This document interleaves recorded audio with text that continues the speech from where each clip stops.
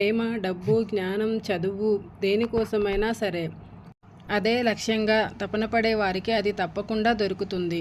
అందుకోసం మనం కనపరచాల్సిందల్లా ఉడుం పట్టులాంటి పట్టుదల, సంకల్పం, శ్రమించే తత్వం. ఆత్మవిశ్వాసం లేకపోవడం క్షమించరాని నేరం.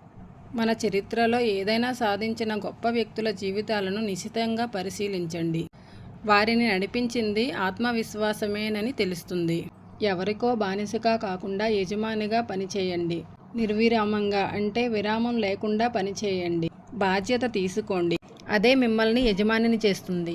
విన్నారు కదా అండి. ఇందులో ప్రతి ఒక్క పాయింట్ మన జీవితానికి చాలా ఉపయోగపడేవే. మీరు తప్పకుండా విని ఆచరణలో పెడతారని నేను మనస్ఫూర్తిగా ఆశిస్తున్నాను.